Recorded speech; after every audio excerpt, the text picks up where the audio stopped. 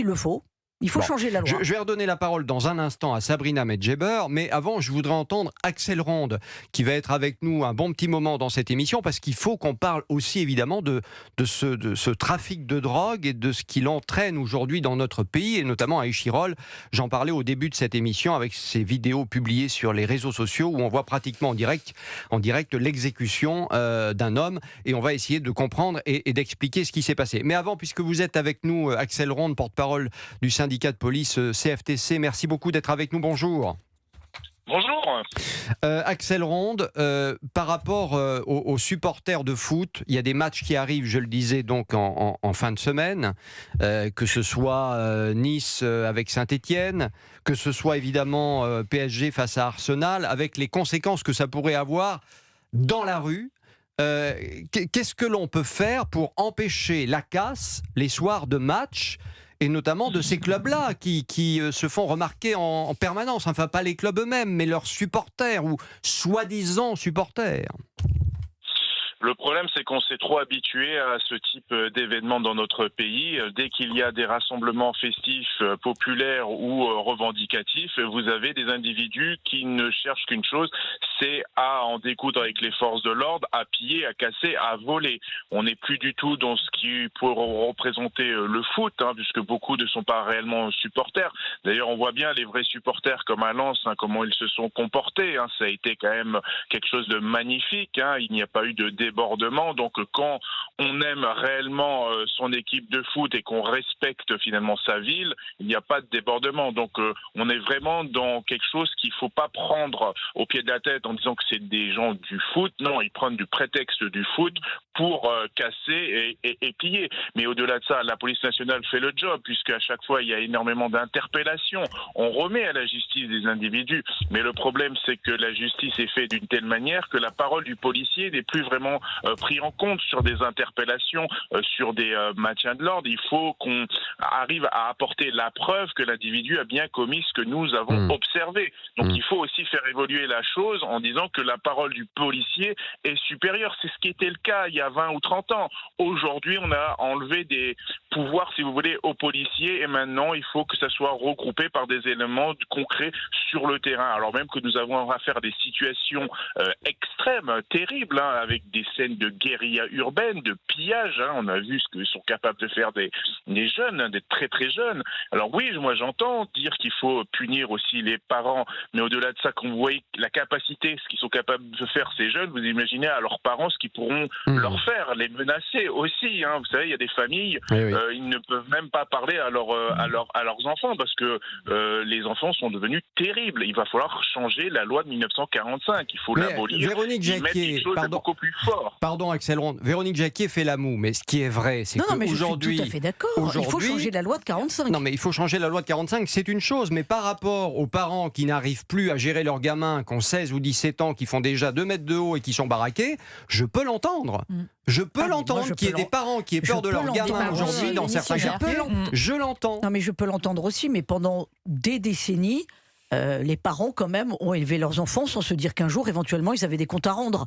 Je pense que quand vous les élevez depuis petits, en se disant que vous êtes complètement responsable jusqu'à ce qu'il ait 18 ans, ça change la donne. Voilà. Peut-être. Parce que mais à enfin, ce moment-là, les choses, malheureusement, j'ai envie de vous dire... c'est la déresponsabilisation généralisée, malheureusement, il y a un peu de ça aussi pour les parents, mais pas que. Quand on écoute Axel Ronde et qu'il nous dit qu'il y a 20 ans, la parole des policiers primait sur le reste, qu'aujourd'hui, c'est plus le cas, Sabrina Medjeber, c'est quand même hallucinant d'entendre ça. Et pourtant, on en est là. Mais il y a 20 ans, la police de proximité existait. Il y a 20 ans, on n'avait pas démembré l'appareil d'État régalien. Je pense notamment aux fabuleux travaux de Lucienne Buitrong, qui était le bras droit d'Yves Bertrand, donc les RG à l'époque, qui menaient un travail de veille extraordinaire dans les quartiers. C'est-à-dire qu'il y a aussi une volonté de l'État de l'époque d'abandonner finalement la façon dont ils avaient de devoir polisser, si j'ai envie d'utiliser ce néologisme, les quartiers. Résultat des courses, aujourd'hui, on se retrouve face à une génération qui sont les enfants des fameux grands frères qui ont été portés par les élus pendant 20 ans dans le cadre de la politique de la ville. Cette espèce de délégation de service public officieuse qui a confié à ses grands frères le soin d'aménager le territoire, d'aménager les mœurs, d'aménager la codification culturelle. On a tout abandonné. Absolument. Et donc si aujourd'hui Géraldine ou Véronique parlent à la fois de déresponsabilisation d'humiliation et de licenciement des adultes par les enfants, c'est parce que, absolument, mais parce que ces enfants-là sont les enfants des grands frères d'il y a 20 ans. Et ces grands frères d'il y a 20 ans ont également grandi dans une impunité judiciaire, dans un faire-valoir politique, dans une totale possibilité ou capacité de faire ce qu'ils voulaient, au nom justement, encore une fois, de la politique de la ville et de la volonté de certains élus de les cajoler, entre guillemets, pour finalement acheter la paix sociale dans ces quartiers. Eh bien, on se retrouve de la paix sociale à l'insécurité anomique dans nos quartiers. Il ne faut pas s'étonner de ce qui se passe aujourd'hui. Alors, rendez-vous compte quand même, dans un arrêté publié il y a quelques jours, les autorités ont acté qu'aucune parade des joueurs n'aura lieu si jamais le PSG gagne, bien évidemment, mais sur les Champs-Élysées en cas de sacre européen. Exactement. Et on rompt donc avec l'habitude festive que l'on connaissait jusque-là, lorsque le Paris Saint-Germain l'emportait. Qu'est-ce que ça dit de notre État? C'est dire à quel point il est désarmé. Absolument. Non mais c'est dingue quand même, c'est un renoncement et même sur le plan de la conquête territoriale, on renonce à cette parade sur les Champs-Élysées, mais ça veut dire que les barbares ont gagné. On essaie d'éviter les problèmes. Mais oui, mais symboliquement les barbares ont gagné, c'est une défaite de l'esprit. Et on fait la même chose pour l'équipe de France si elle gagne. C'est une défaite de l'âme de la France. C'est la question. On les aura pas sur les Champs-Élysées comme en 98. C'est la question. Mais vous vous rendez compte où on en est 40 ans plus tard? Mais c'est pas la peine d'écrire des grands discours, il suffit de regarder les images. Bien sûr. Et ce que dit Véronique est extrêmement juste, c'est-à-dire que l'État a abdiqué. Comme ça fait des années qu'on assiste à une sorte d'impéritie, d'incurie, d'échec patenté et même de cécité idéologique sur le problème de fond, le problème qui est culturel. Comme il n'arrive pas à opérer une analyse lucide, clinique sur l'émanation de ces problèmes, eh bien du coup, il préfère s'arroger d'une interdiction symbolique pour montrer une sorte de petit pouvoir ou de prise de pouvoir sur le sujet, alors qu'en réalité, comme le dit Véronique, c'est placer la France sous les noir, c'est priver une jeunesse de la célébration d'une fête populaire qui est censée allier les gens plutôt que justement les cloîtrer ou les cloisonner chez eux, parce que c'est ce qui va malheureusement se passer. Les gens vont s'auto-barricader et c'est la double peine pour les commerçants parce qu'ils vont être privés de chiffre d'affaires ce soir-là également. Bon, en tout cas, évidemment, on aura l'occasion de reparler de ce sujet. On est très, très heureux pour Lens, bien entendu, et les images que l'on a vues nous ont fait aimer le football.